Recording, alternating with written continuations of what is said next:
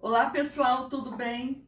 Agora nós vamos à segunda parte daquela aula sobre os principais erros cometidos no dia a dia. E por isso você não pode deixar de assistir esse vídeo até o fim. Se você não assistiu a primeira parte, faça isso agora.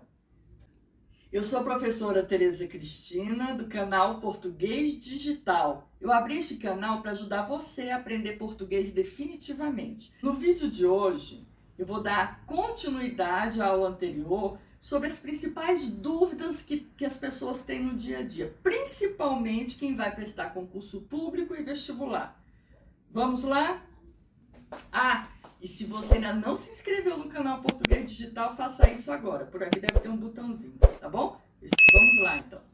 Antes de começar, só um lembrete para você. Eu tenho 2 cursos online, um de gramática e um de redação, que vão fazer a diferença no seu dia a dia. Se você quiser mais informações, vai aqui na descrição do vídeo. Tem o link lá para você encontrar as informações e mais alguns presentes para você, tá? Então vamos começar. Perda e perca. Quem nunca ouviu uma pessoa ter dúvida quanto ao uso dessas duas palavrinhas aqui? Então presta bastante atenção, é bem fácil. Perda, com D, é um substantivo feminino, a perda, né? E é sinônimo de sumiço, prejuízo e até morte. Então, o carro deu perda total, acabou. Ou então, ele teve perda da memória, ou seja, perdeu a memória, sumiu. Aí é perda. Agora, perca. Perca é a forma do verbo perder. E aí é no presente do subjuntivo.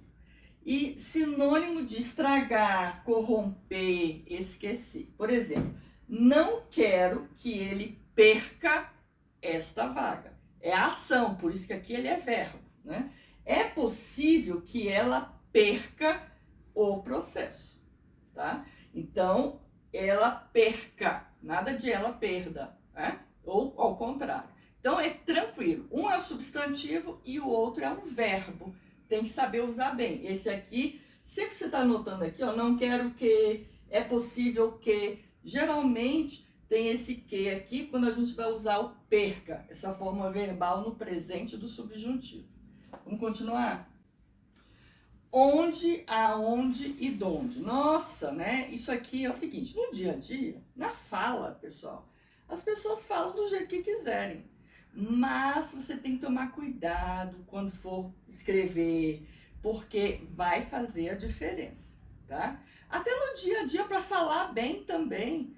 Cuidado, porque isso aqui, esses 3 aqui, eu tenho até um vídeo só sobre isso aqui. Onde, aonde e donde. Procura lá no canal que você vai achar.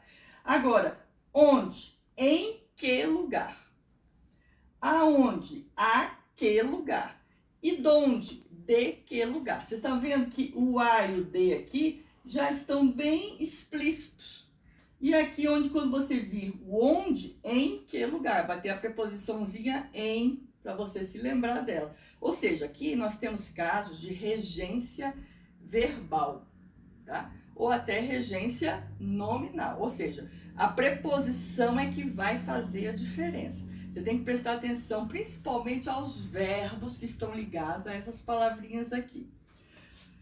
E eles podem ter 2 funções, são de 2 classes gramaticais diferentes. Advérbio interrogativo e pronome relativo. Claro que quando ele for advérbio interrogativo, ele só tem uma função sintática, que vai ser adjunto adverbial. Quando for pronome relativo, ele também só vai poder ser adjunto adverbial. Todos eles indicando o quê? Lugar. Vamos aos exemplos? Então, advérbio interrogativo. Advérbio é aquela palavrinha que está ligada a verbo, a um adjetivo ou a um outro advérbio. No caso aqui, nós temos 2 grupos de palavras, de frases. Uma com a interrogação direta. A interrogação direta é aquela em que nós temos aqui o ponto de interrogação. Então, onde Carla mora?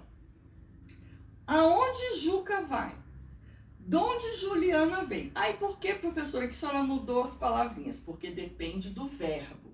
Eu fico bem interessada, porque eu gosto mais de trabalhar com essa parte da regência.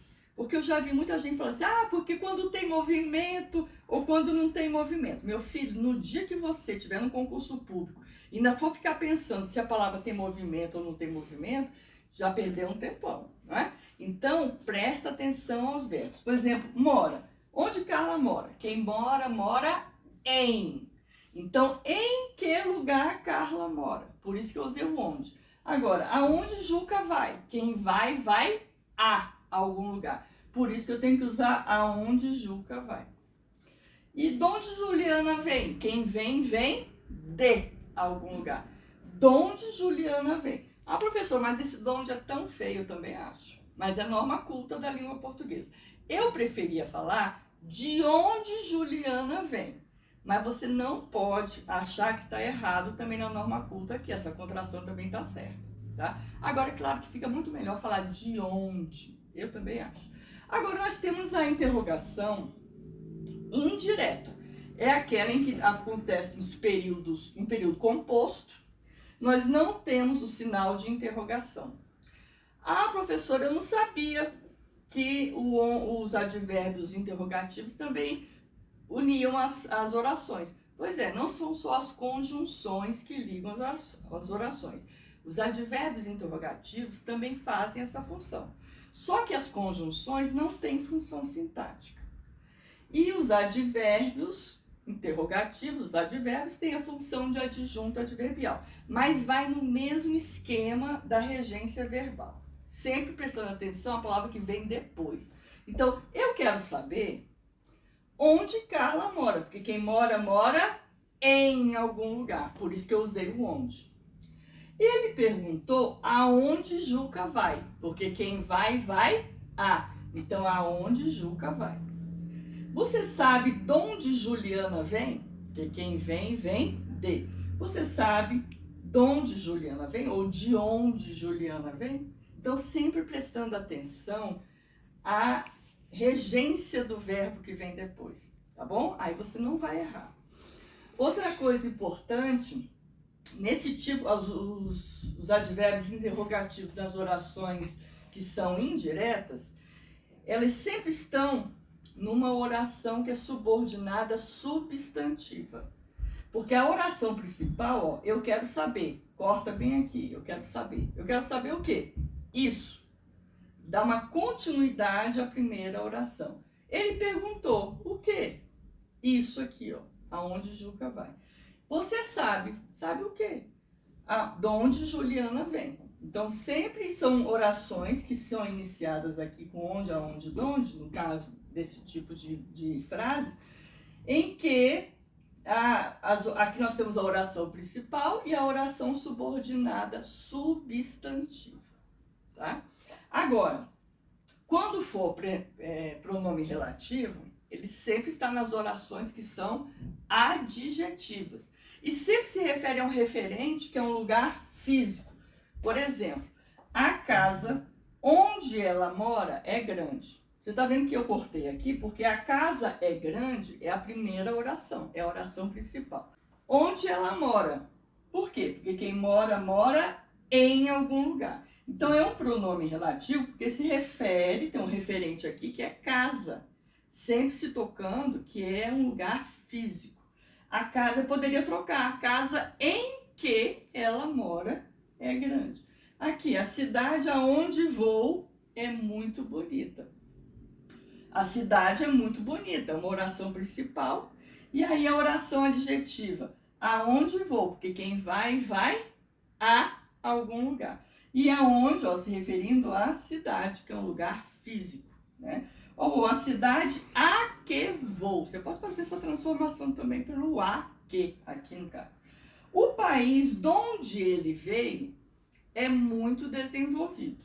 Então, quem vem, vem de, né? E aí, o verbo vir pediu a preposição de, e o de onde está se referindo a país, é o referente, que é um lugar físico. Então, o país é muito desenvolvido, oração principal, e a oração subordinada adjetiva aqui no caso, de onde ela veio, ou o país de onde ele veio, né? Então, presta bastante atenção. Se tiver dúvida, volta ao vídeo, assiste de novo e vai dar tudo certinho, tá? Depois, olha outro problema. Mal com U e mal com L. Ah, professor, porque eu aprendi assim. Mal com U, contrário de bom, mal com L, contrário de bem. Ah, legal. Só que tem hora que isso não dá certo, não. Porque a pessoa, para aprender bem aqui, ela tem que saber as classes gramaticais. Aliás, eu já falei para vocês que para aprender bem português, você tem que aprender as classes gramaticais. O que é um substantivo, o que é um verbo, o que é um adjetivo, o que é uma conjunção, preposição e por aí vai, né? Então, olha só, o mal com L, ele pode ter ser pertencente a 3 classes gramaticais. Advérbio, pode ser uma conjunção que liga as orações, ou um substantivo. Na hora que você trabalha com o substantivo, é que tem essa diferença entre mal com U e mal com L, o mal com L contrário de bem. Mas com o advérbio e a conjunção, essa partezinha não dá certo. Então aqui, ele passou mal. É um advérbio que está ligado a um verbo, né? É um advérbio que está indicando um estado. Agora, ele chegou, mal eu saí. Quando ele é conjunção, é aquela hora que é uma conjunção que é temporal. Ele chegou assim que eu saí, logo que eu saí. Está vendo que você pode fazer a transformação e trabalhar com a ideia de tempo.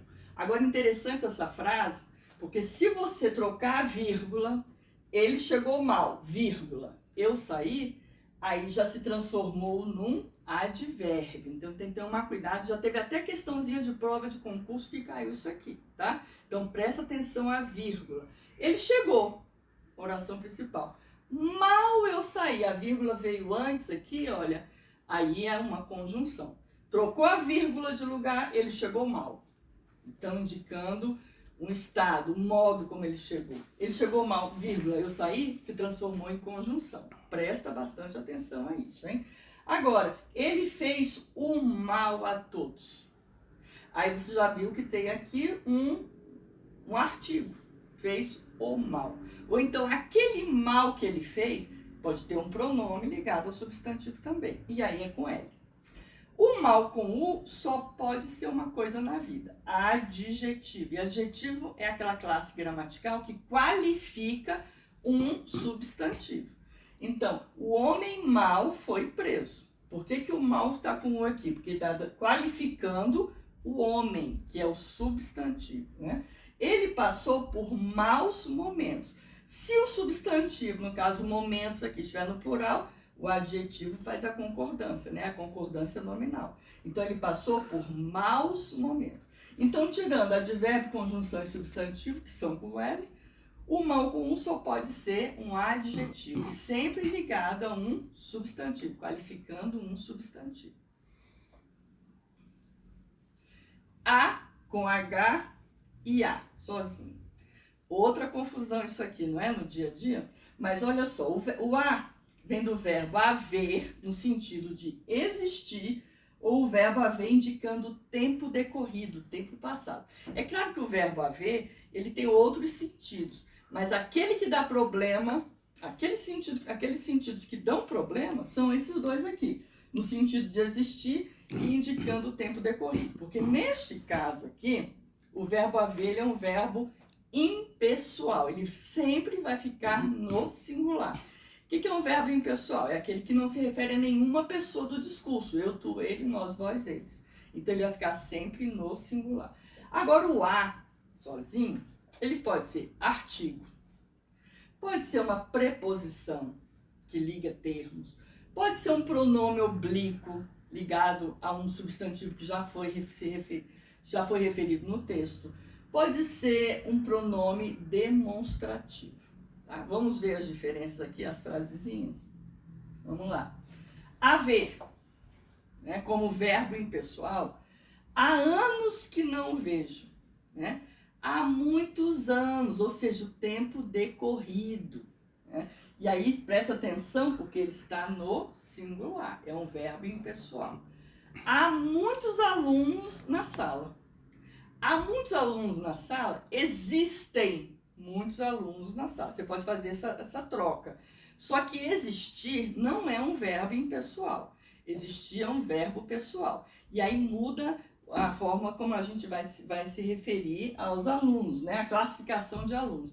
Quando eu falo há muitos alunos na sala, como é um verbo impessoal, isso aqui, olha, vai ser um objeto direto. O que é há muitos alunos?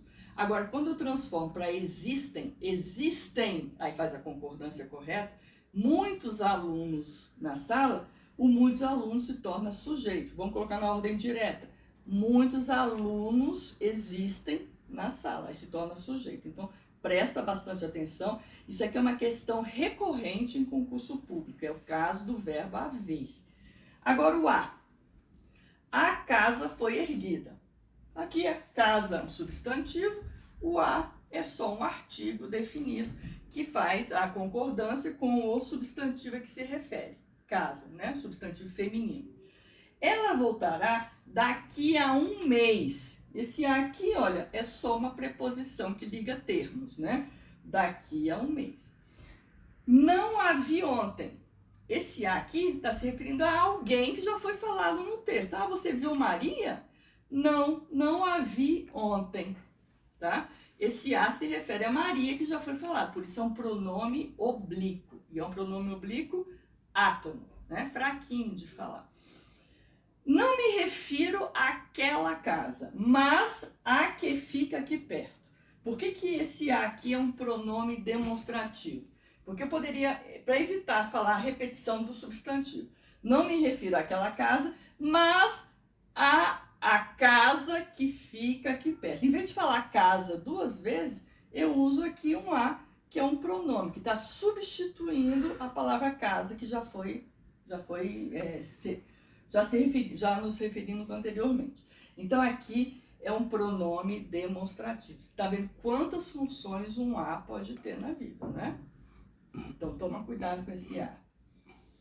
Bem, a princípio, em princípio e por princípio. Outro casinho em que há mudança de sentido só por causa das preposições que são colocadas anteriormente. Você tem que tomar muito cuidado nisso nas suas redações. Ou seja, a princípio indica inicialmente, no começo. Então, a princípio, tudo ia bem. De repente, foi uma confusão. Quer dizer, no começo tudo ia bem, depois foi aquela confusão. Então, no início, Rafael, a princípio, não disse nada. Rafael, no início, não disse nada, né? Então, a princípio. Em princípio, significa em tese, tá? Em princípio, toda criança tem direito à educação. Em tese, porque nós sabemos que muitas pessoas não têm acesso ainda, né? Então, em princípio, em tese. Por princípio, já com a preposição por, essa expressão já significa o quê? Por forte razão, por convicção, né? Em virtude de valores morais. Então, ó, por princípio, ele não aceitava o divórcio, ou seja, por convicção, por valores, não queria ser divorciado, né? Ele não aceitava o divórcio. Então, presta atenção à preposição, tá? Aliás, as preposições estão sempre aí no nosso dia a dia, atrapalhando ou ajudando. Então, presta bastante atenção às preposições sempre, né? Ver e vir. Nossa, quantas vezes eu ouço as pessoas também falando de uma forma que não é da norma culta da língua portuguesa. No dia a dia, a gente vai deixando. Mas você que quer aprender a falar bem, a escrever bem, tem que saber a diferença entre ver e vir. Ver é a forma do infinitivo do verbo ver. Então, ele vai ver o espetáculo amanhã. É até melhor falar ele verá, né? Quando nós temos dois verbos aqui na locução verbal, muitas vezes, se você tiver dois, faz favor de transformar para um, tem mais objetividade na sua redação. Então, ele verá o espetáculo amanhã, né? Agora, o verbo vir, ele está no futuro futuro do subjuntivo, que é do verbo ver também. Olha, quando eu vir você, ficarei feliz. Quando eu vir você, em vez de falar quando eu ver você, não. Quando eu vir você. Nós estamos falando aqui só dos verbos que estão ligados ao verbo ver. Isso aqui é uma forma do verbo ver. Se eu vir você, entregarei o documento. É claro que nós temos o verbo também, o verbo ir. Né? O verbo ir, que é que dá confusão também. Porque se ele vier, né, trará um presente para mim, se ele vier. Mas se eu vir você, no sentido de ver, né? Se eu vir você, darei um abraço. Então toma cuidado com essa forma, o vir, que é no futuro do subjuntivo do verbo ver, para não errar, tá? E se você vir alguém, né, falando de uma forma que não esteja de acordo com a norma culta, não precisa corrigir na hora, porque é muito chato. Mas já fica atento para você também não cometer o mesmo erro, tá bom? Então é isso, pessoal. A segunda parte, eu espero que esses 2 vídeos tenham ajudado você muito aí no seu dia a dia, no seu concurso público, ao prestar um vestibular, a vida profissional, tá bom? Bom, e se você gostou deste vídeo aqui também, deixa um like aqui para mim, compartilhe com seus amigos, seus familiares, deixa um comentário aqui embaixo para mim. E se você ainda não se inscreveu no canal Português Digital, faça isso agora. E não se esqueça de que há informações sobre o curso lá na descrição do vídeo. Um beijo bem grande e até breve.